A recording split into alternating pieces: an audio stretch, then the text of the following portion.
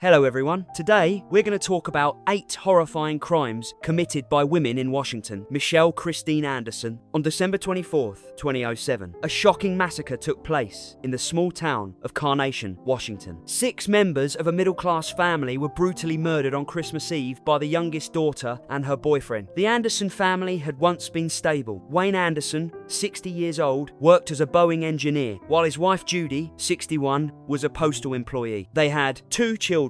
Scott, 32, who was married to Erica and had 2 young kids, Olivia, 5 years old, and Nathan, 3 years old, and McKaylee, 29, their youngest daughter. McKaylee had once been described as an artistic, gentle girl in her school years, but over time, her conflicts with her parents and her brother turned her bitter. She believed her parents favoured Scott, forcing her to pay rent for a trailer and insurance, while her brother owed money without ever paying it back. After Scott married, the sibling relationship worsened. Alongside her boyfriend, Joseph McEnroe, McKaylee nurtured her resentment. She often complained about being trampled on by her family, and even declared that if she wasn't respected before Christmas, she would kill them all. About 2 weeks before Christmas of 2007, McKaylee and McEnroe bought guns and planned the murders. On the afternoon of December 24th, they went to her parents' home intending to carry out the massacre. When they entered the kitchen, McKaylee tried to shoot her father, but the gun jammed. McEnroe then fired, killing Wayne. Judy rushed in, screaming, and was also shot dead by McEnroe. The pair dragged the bodies into the shed, cleaned up the scene, and waited for Scott's family to arrive for the Christmas gathering. Around 5 p.m, Scott, his wife, and their 2 children showed up. McKaylee immediately pulled out her gun and shot her brother after a struggle. Erica, panicked, called 911, but the call was cut off within seconds when McEnroe grabbed the phone, removed the battery, and shot her dead. To eliminate witnesses, McKaylee urged her boyfriend to kill the children. Though torn, McEnroe shot Olivia and Nathan in the head after whispering an apology. In total, more than a dozen gunshots ended the lives of 6 people. Afterward, McKaylee locked the gate to keep police from entering. Coincidentally, 2 patrol officers had arrived because of the interrupted 911 call, but seeing the gate shut and suspecting nothing, they left. The bodies were not discovered until December 26th, when a friend of Judy's came by. When police arrived, McKaylee and McEnroe also showed up, pretending to be shocked, but they were quickly separated and interrogated. Both confessed in detail and led officers to the location where they had dumped the guns. During questioning, McKaylee called herself a monster and asked for the death penalty. McEnroe also took full responsibility, saying he only wanted to protect his girlfriend. Both were charged with 6 counts of first-degree murder. The legal process dragged on for more than 8 years, with many debates over the death penalty. In 2014, McEnroe pled guilty to avoid execution and was sentenced to life without parole. McKaylee was tried separately and likewise received a life sentence in 2016. Charlene Annette Dorcy. The story begins with Charlene Annette Dorcy, born in 1965 in Washington State, a woman who battled paranoid schizophrenia her entire life. From the age of 13, she heard demons whispering and had attempted suicide at least 7 times. In a 1997 interview, Charlene described her life as a constant crisis, where she always felt pursued by Satan. Despite her illness, Charlene tried to build a family. In 1996, she married Robert Dorcy after meeting him through a dating ad. Robert knew about her condition from the start and still accepted her. They lived in Hazel Dell, a suburb of Vancouver, Washington, in a peaceful home with their 2 young daughters, Jessica, born in 2000, and Brittany, born in 2002. From the outside, the Dorcy family appeared happy. Neighbours even remembered Charlene as an overly protective mother, but in reality, her mental state was deteriorating. Around the year 2000, Charlene stopped taking her antipsychotic medication out of fear of side effects, turning instead to herbal remedies. Robert was aware, but did not intervene strongly. The family once sought medical services, but were told Charlene was not a danger to others. In truth, warning signs were evident. She became increasingly paranoid, frequently calling police over minor issues, and once asked a neighbour, if a Christian mother kills her children, would God judge her? On June 12, 2004, tragedy struck. Charlene drove Jessica and Brittany to an abandoned quarry in the Gifford-Pinchot National Forest. In that isolated place, she used her husband's .22 rifle to shoot both daughters dead. Afterwards, Charlene called her sister-in-law to confess, then drove herself to the police station to turn herself in. The girls' bodies were discovered at the scene along with the rifle in the car. News spread quickly. Robert Dorcy was devastated, at first refusing to believe his daughters were gone and praying for a miracle from God. He even delayed their burial for nearly 2 months, hoping they would come back to life. Finally, in August of 2004, Robert was forced to accept reality and buried the 2 girls together in a single coffin. Despite his grief, he forgave his wife, believing that mental illness had driven Charlene to her her irreversible act, Charlene was charged with 2 counts of aggravated first-degree murder. Prosecutors decided not to seek the death penalty due to her mental illness. She was placed in a psychiatric facility for evaluation and later deemed competent to stand trial. During proceedings, Charlene often gave rambling statements and showed no clear remorse. In May of 2005, Charlene pled guilty in a deal that spared her from a lengthy trial. She was sentenced to 63 years in prison, meaning she would never walk free. Today, Charlene remains incarcerated at the Washington Corrections Center for Women. Holly Grigsby. In 2011, America was shaken by a killing spree carried out by lovers Holly Ann Grigsby and David Joseph Joey Pedersen. Over the course of 10 days, they murdered 4 people across 3 states, driven by both personal motives and their extremist white supremacist ideology. David Pedersen was born in 1980 in California. He grew up in a troubled family. His mother suffered from mental illness, his parents divorced, and he quickly spiraled into crime. At just 16, Pedersen committed armed robbery and was sentenced to a lengthy prison term. Nearly all of his youth was spent behind bars, where he joined and eventually led the Aryan Soldiers gang, worshipping Hitler and embracing white supremacist beliefs. By the time he was released in 2011, his body was covered in extremist tattoos, and his radical views were deeply ingrained. Holly Ann Grigsby was born in 1987 in Oregon. She too fell early into drugs and crime. She had served time for theft and substance abuse, abandoning her son and family to be with Pedersen. On social media, Grigsby openly called her child an Aryan warrior, proudly displaying her extremist beliefs. When she met Pedersen, the two bonded instantly over their shared ideology and hatred. Pedersen had long harbored the intent to kill his biological father, David Red Pedersen, over allegations that his father had sexually abused his sister. But beyond personal revenge, he also wanted to frame the act as the opening strike in a white revolution. On September 26, 2011, Pedersen shot his father in the head inside a Jeep. He and Grigsby then returned home, where they bound and slit the throat of his stepmother, Leslie D.D. Pedersen. After stealing valuables, they fled, beginning their killing spree. They didn't stop there. The pair travelled south to Oregon. On October 1st, 2011, they murdered Cody Faye Myers, a 19-year-old music lover who dreamed of becoming a pastor. Myers was killed simply because Pedersen thought his name sounded Jewish. 2 days later, on October 3rd, in California, they killed Reginald Clark, a 53-year-old kind-hearted black man. To them, it was both a carjacking and an opportunity to eliminate someone of colour they despised. On October 5th, 2011, while driving Myers' stolen car, Pedersen and Grigsby were stopped by California police. Inside the vehicle, authorities found a list of targets, including Jewish organisations in Sacramento. Had they not been caught, the list of victims could have grown even longer. After their arrest, neither showed remorse. Pedersen even bragged to the press that killing Clark was killing 2 birds with 1 stone. Grigsby declared their actions a racial mission. Ultimately, Pedersen was sentenced to multiple life terms for the murders of his father, his stepmother, Myers, and Clark. Grigsby also received a life sentence in 2014. Accomplices who had helped them hide vehicles and acquire weapons were sentenced to federal prison. Shelly Knotek. Michelle Shelly Knotek was born in 1954 in Washington and grew up in a troubled family. Her childhood was marked by abuse from her mother, which shaped her manipulative and cruel personality. After a failed marriage, in 1988 Michelle married David Knotek and moved with her children to Raymond, a small coastal town. But it was there that Michelle turned her home into a living hell. In 1991, a friend named Kathy Lorino, 36 years old, came to stay after arguing with her family. At first, Kathy only helped watch the children, but she quickly became Michelle's slave. She was beaten, starved, forced to drink salt water and high doses of medication, and made to work outdoors nearly naked. Over time, Kathy lost the ability to speak or walk and became only a shadow of herself. In 1994, after 3 years of torture, Kathy died from exhaustion and malnutrition. Instead of calling police, Michelle ordered her husband and her nephew, Shane Watson, to burn the body and scatter the ashes into the ocean. To cover it up, she forged letters and made phone calls, inventing the story that Kathy had run away with a truck driver. Shane, then 19, had witnessed everything and even kept evidence. Afraid he might expose her, Michelle ordered David to kill his own nephew. Shane was shot dead with a rifle, his body burned, and his remains discarded. Michelle continued to spread lies that Shane had run away to Alaska. In the early 2000s, Michelle targeted Ron Woodworth, a 57-year-old lonely and vulnerable man. Like Kathy, Ron was turned into a slave, beaten, starved, and forced into grueling labour. Michelle even made him jump from a roof, and poured bleach and boiling water onto his wounds. By July of 2003, Ron died from infection and exhaustion. David later admitted to burying his body in their backyard. Michelle was also linked to the suspicious death of James McClintock, an 81-year-old veteran she had been caring for. In 2002, he died from a head injury, and Michelle quickly inherited his property and home. Her years of cruelty only ended when her own daughters spoke out. In 2003, 14-year-old Tori confided in her sisters Sammy and Nikki about Ron's death. The three sisters decided to go to the police. During the investigation, authorities discovered remains and extensive evidence on the Knotek property. David quickly confessed, while Michelle denied involvement but eventually accepted an Alford plea to reduce her sentence. In 2004, she was sentenced to 22 years in prison for the murder of Kathy Lorino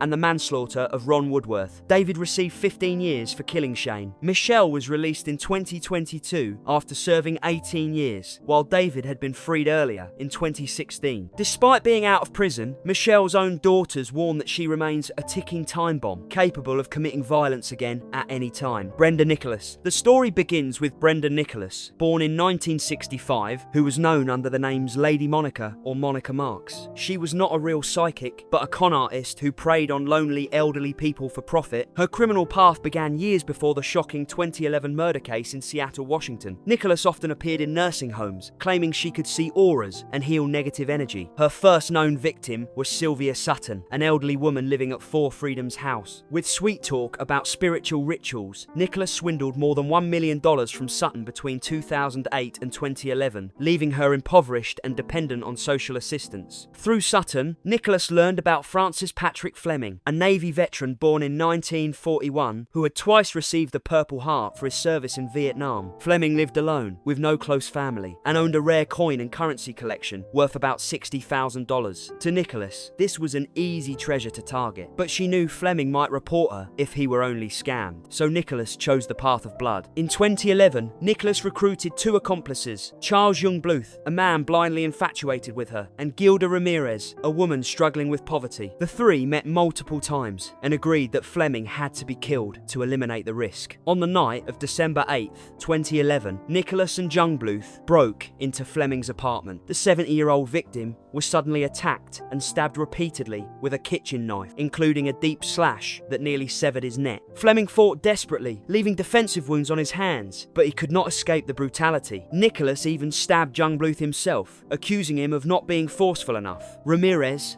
terrified, hid in the bathroom, but later helped ransack the apartment. The trio stole a leather suitcase containing Fleming's coin collection and fled, leaving behind a blood-soaked scene. The next day, police discovered Fleming's body after neighbours reported hearing screams. At first, the crime appeared to be a robbery, but soon, a deeper plot was uncovered. Investigators learned that Nicholas had connections to Sutton and, through her, discovered Fleming. When police searched Nicholas's home in Linwood, they found Fleming's personal documents. DNA evidence tied Youngbluth to the scene, and both accomplices' testimonies reinforced the case. In October of 2012, Nicholas was arrested and charged with first-degree murder, along with multiple other crimes. The 2013 trial revealed her role as the mastermind. Youngbluth admitted he had been manipulated by love, while Ramirez described Nicholas as cold-blooded and calculating every move. Judge Bruce Heller called Nicholas a danger to society, noting that her criminal pattern showed cruelty and a high likelihood of reoffending. In the end, Nicholas was sentenced to 34 years in prison, Youngbluth received 22 years, and Ramirez was given just over 6 years due to her lesser involvement and cooperation with authorities. Velma, Ogden, Whitehead. The story begins with Ronald Whitehead, a veteran Boeing technician who seemed to live a peaceful life in Des Moines, Washington. He married Velma Ogden in 1995 and cared deeply for her 2 children from a previous relationship, including Jonathan John Ogden. By the early 2000s, the marriage between Ronald and Velma had begun to crumble.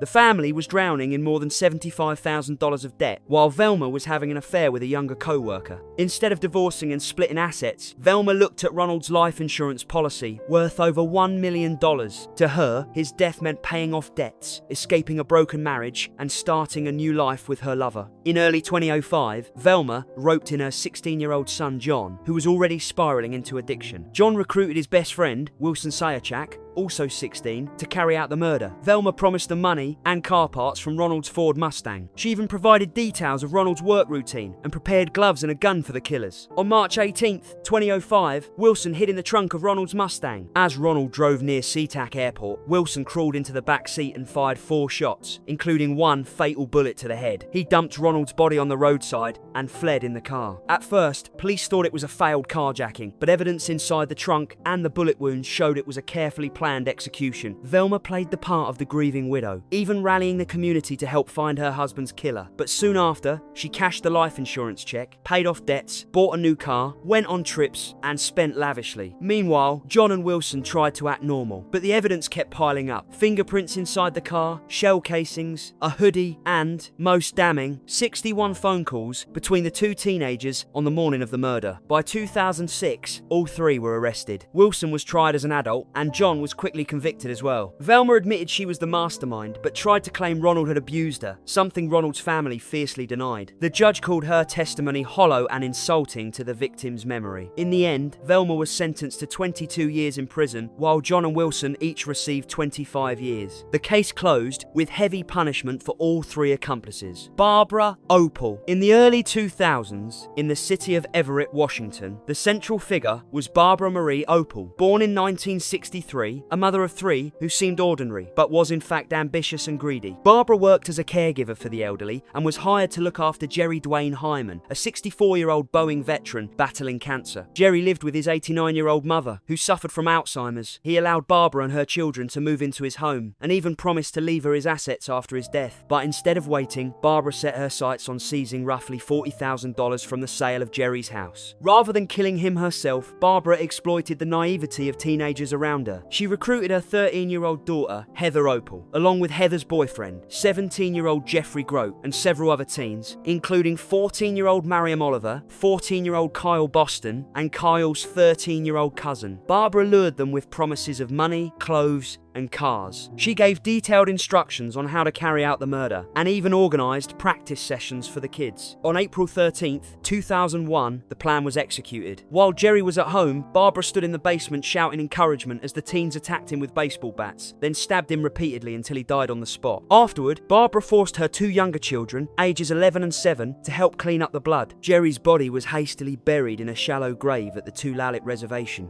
about 10 miles from the house. After the killing, Barbara looted Jerry's belongings, rented a U-Haul to move everything, and fled with a group of teenagers to a hotel. Meanwhile, Jerry's 89-year-old mother was left alone in a state of panic and exhaustion. A week later, Jerry's son noticed his father's strange disappearance and called the police. Before long, Barbara and the teens were arrested. It was her 11-year-old son who revealed the truth and led investigators to the burial site. In 2002, Barbara Opel was tried at Snohomish County Court. Evidence and testimony confirmed she was the mastermind who had manipulated minors into committing murder. Because the jury could not reach a unanimous decision on the death penalty, Barbara was sentenced to life in prison without parole. She is currently serving her sentence at the Washington Corrections Center for Women. Kathy Lynn Sarinana. In the early 2000s, the tragedy of 2 brothers, 13-year-old Conrad and 11-year-old Ricky Morales, shocked the American public. Their mother, Rosa Morales, was in prison for theft and drug addiction, while their father had been deported to Mexico. With no other option, Rosa sent Conrad and Ricky to live with her sister, 29-year-old Kathy Lynn Sarinana, and her husband, 38-year-old Raul Ricardo Sarinana, in Randall, Washington. At first, it seemed like an act of kindness, but the household quickly turned into a nightmare. Kathy and Raul saw the 2 boys as a burden. Even the smallest mistakes, eating too slowly, wetting the bed, or not cleaning fast enough, led to brutal beatings. Raul, who already had a history of domestic violence, usually led the attacks, while Kathy not only participated, but also treated Ricky as her personal slave. They used electrical cords and belts to whip the boys, kicked and stomped on them, leaving them with broken bones, bruises all over their bodies, and even a punctured lung. Conrad and Ricky were often locked inside a dark closet, deprived of food and water, burned with cigarettes, and there were signs of sexual abuse. Neighbours saw evidence of abuse multiple times and reported it to Child Protective Services, but careless investigations failed to uncover the truth, allowing the nightmare to to continue. On August 22nd, 2005, Conrad was beaten to death by Raoul over a minor mistake. Instead of calling the police, Raoul and Kathy encased his body in concrete inside a large trash bin to hide the evidence. The family then moved to Corona, California, bringing the trash bin with them as a horrific secret. Ricky, now the sole victim, continued to suffer. He was beaten, starved, and locked in a closet. And then, on Christmas Day, December 25th, 2005, Raoul killed Ricky during a violent outburst. The next day, police were called and discovered Ricky's body inside the closet and Conrad's body encased in concrete. The investigation revealed the horrifying truth. Both brothers had endured prolonged torture before their deaths. Kathy tried to place all the blame on Raoul, but evidence proved she was directly involved. In 2009, at Riverside County Court in California, both Raoul and Kathy were sentenced to death for first-degree murder and child torture. While they remain on death row, the case stands as one of the harshest sentences ever handed down in child abuse cases in the United States. Alright, that's the end of today's video. If you enjoyed it, don't forget to leave a like and subscribe to the channel.